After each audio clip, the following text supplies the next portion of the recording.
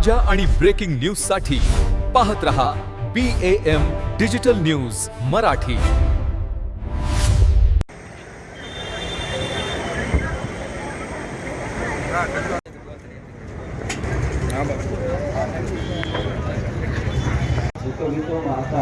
अशा पद्धतीनं छत्रपती शिवाजी महाराजांचं कार्य आपणा सर्वांना ज्ञात आहे आणि आपल्या परतूर मंडळ छत्रपती शिवाजी महाराज की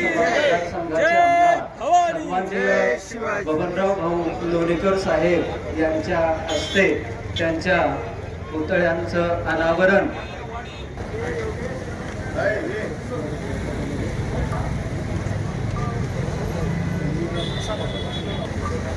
सन्माननीय आमदार बबनराव लोणीकर साहेब यांचा सत्कार या ठिकाणी दंगे मॅडम यांचा सत्कार करण्यासाठी मी लक्ष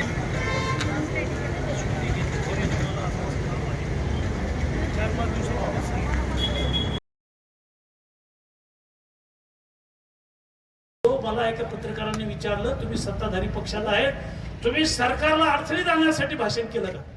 मी म्हणलं अजिबात नाही। देवेंद्र फडणवीसांवर माझा विश्वास आहे। आज जरी कर्ज माफ नाही केलं तरी उद्या हे कर्ज माफ होईल आणि देवेंद्र फडणवीस साहेबांनी 2 लाखापर्यंत कर्ज माफ केलेलं आहे। अगोदरही त्यांनीच केलं होतं एकदा। दुष्काळ पडला की सरकार विजेचं बिल माफ कधीच करत नव्हतं।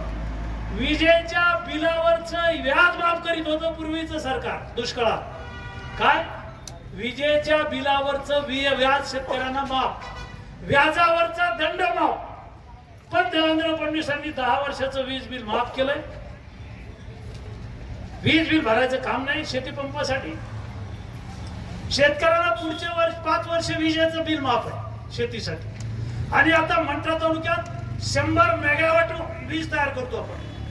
म्हणजे मंठ्याला नागपूरहून वीज आणायचं काम नाही, मुंबईहून वीज आणायचं काम नाही, संभाजीनगरहून वीज आणायचं काम नाही, जालन्याहून वीज आणायचं काम नाही। पुढच्या 4 वर्षात मंठ्याच्या गावागावाला लागणारी वीज मंठा तालुक्यात तयार होईल।